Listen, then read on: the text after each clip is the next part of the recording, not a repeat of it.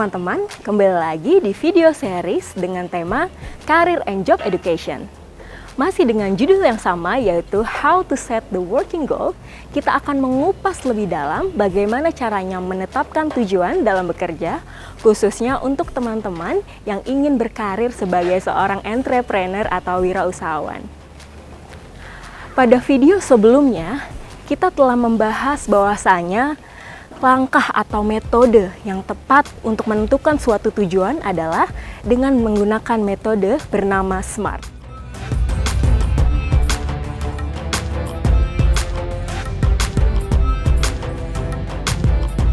Selain untuk menentukan tujuan dalam mencapai sebuah karir, metode SMART juga merupakan metode yang tepat untuk menetapkan sebuah tujuan dalam berbisnis.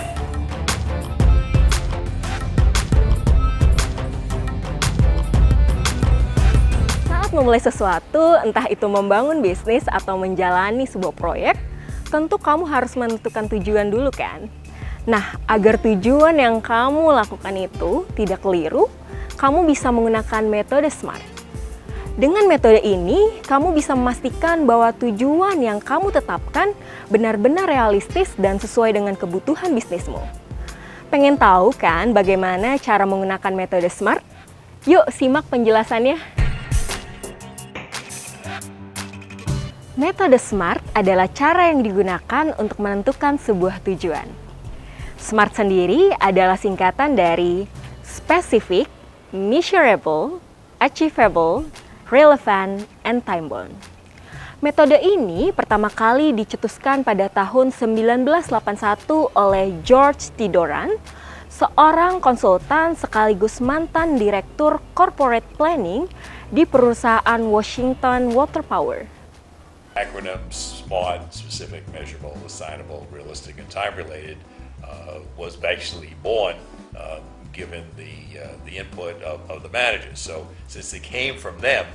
Saat itu, ia menulis karya ilmiah berjudul There is a Smart Way to Write Management's Goals and Objectives.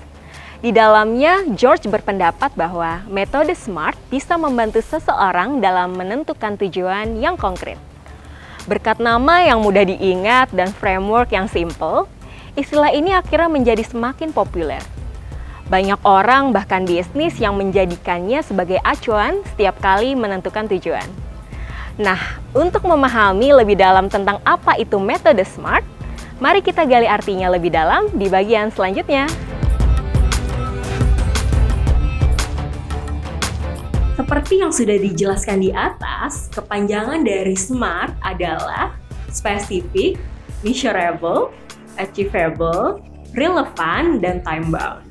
Tapi apa sih maksud dari kelima kalimat tersebut? Mari kita bahas satu persatu.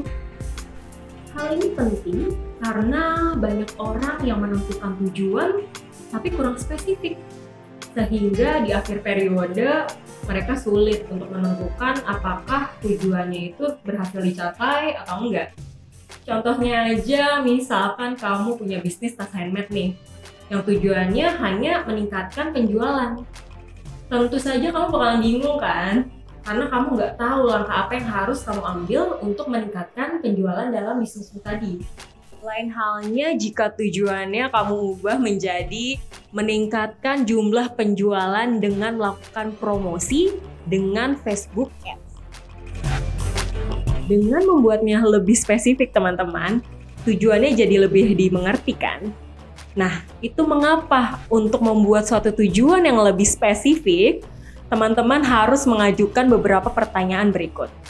Yang pertama yaitu, apa yang ingin teman-teman capai? Yang kedua, siapa yang bertanggung jawab untuk mencapai tujuan tersebut? Dan yang ketiga yaitu, apa saja langkah yang teman-teman lakukan untuk mencapai tujuan yang tadi telah ditetapkan? Yang kedua yaitu measurable. Nah, selanjutnya kamu juga harus memastikan nih teman-teman bahwa tujuan dari teman-teman itu measurable alias bisa diukur. Karena spesifik aja belum tentu cukup jika teman-teman belum bisa mengatur keberhasilan dari tujuannya. Dengan tujuan yang bisa diukur, teman-teman nggak cuma bisa memastikan pencapaian tujuannya pas di akhir periode aja nih. Teman-teman pun bisa mengawasi setiap progres dari tujuannya dari waktu ke waktu. Contohnya misalkan teman-teman punya tujuan seperti meningkatkan jumlah penjualan sebesar 25% dengan melakukan promosi dengan Facebook Ads.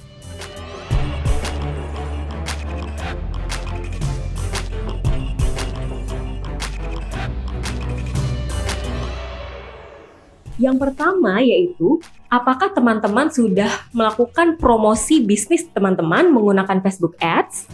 Dan pertanyaan yang kedua yaitu, apakah jumlah penjualan Facebook Ads sudah meningkat sebesar 25%?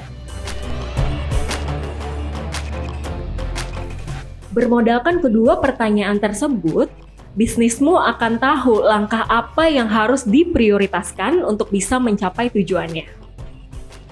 Yang ketiga yaitu achievable. Apalah gunanya teman-teman kalau misal teman-teman punya suatu tujuan yang spesifik dan terukur, tapi pada akhirnya nggak bisa dicapai. Nah, itulah mengapa teman-teman juga harus memastikan bahwa tujuan dari teman-teman itu bersifat achievable alias bisa dicapai. Nah, lalu bagaimana caranya agar tujuan yang teman-teman tetapkan bisa realistis? Cobalah untuk mengajukan pertanyaan-pertanyaan berikut.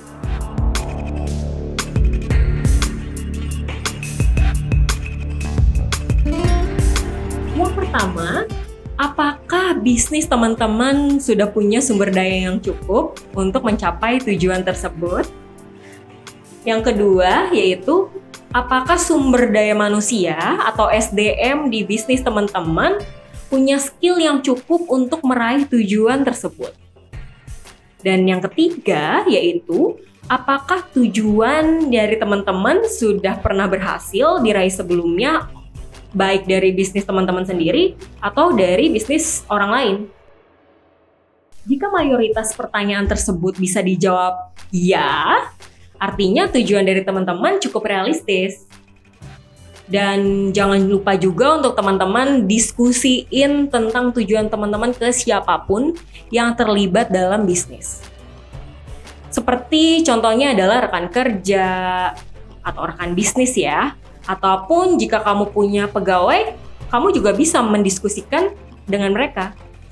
Karena bisa saja tujuan yang sudah teman anggap achievable, ternyata menurut mereka kurang. Nah, kalau memang kurang realistis, berarti kamu bisa mendiskusikan kepada mereka supaya tujuan kamu akan lebih achievable.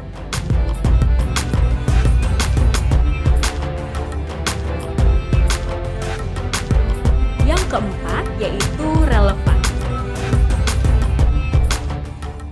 Terkadang ada bisnis yang terlalu fokus pada tujuan sampai-sampai mereka lupa bahwasanya tujuan tersebut nggak relevan sama kebutuhan dari bisnis tersebut.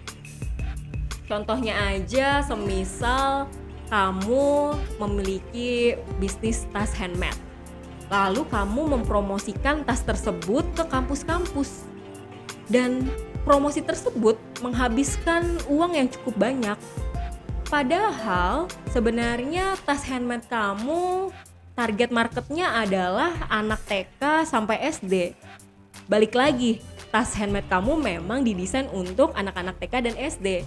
Jadi kalau kamu mempromosikan tas handmade-mu ke kampus-kampus yang mana usianya sudah remaja atau lebih ke dewasa, pastinya nggak sesuai kan sama target marketmu. Jadi tanpa kamu sadari, kamu nggak mempromosikan ke tempat yang tepat. Mungkin kamu berniat untuk meningkatkan brand awareness dari barangmu, tapi ternyata hal tersebut tidak terlalu berdampak. Oleh karena itu, sebelum teman-teman menetapkan tujuan, teman-teman harus tahu dulu beberapa hal dengan menjawab pertanyaan-pertanyaan berikut.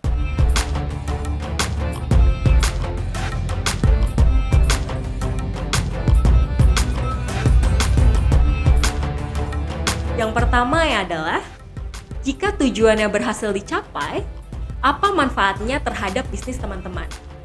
Dan yang kedua yaitu, mengapa tujuan tersebut perlu dicapai di periode yang telah teman-teman tetapkan? Lalu bertanya lagi, apa sih urgensinya? Jika teman-teman bisa menjawab kedua pertanyaan tersebut dengan baik, tandanya teman-teman sudah menetapkan tujuan yang sudah relevan dengan kebutuhan bisnis dari teman-teman. Yang terakhir yaitu time bound. Di sini, teman-teman harus menentukan kapan target dari teman-teman ingin dicapai.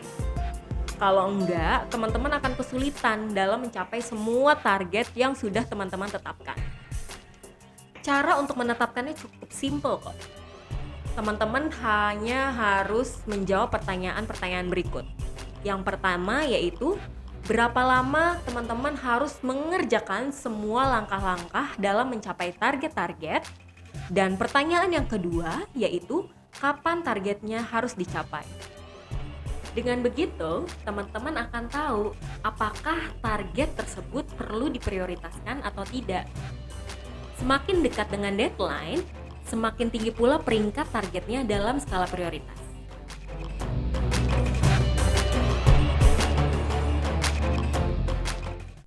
Nah, berikut adalah contoh tujuan yang sudah ditetapkan dengan menggunakan prinsip time bound.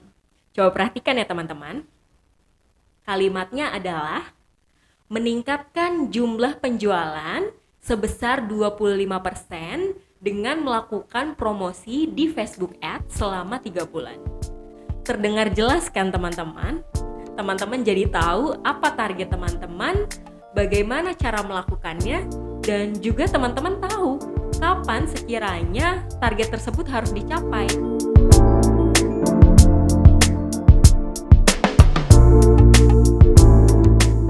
Gimana teman-teman? Cukup mudah kan menggunakan metode SMART? So, buat teman-teman yang mau memulai bisnis atau mungkin sudah menjalankan bisnis, jangan lupa untuk menerapkan metode SMART ya.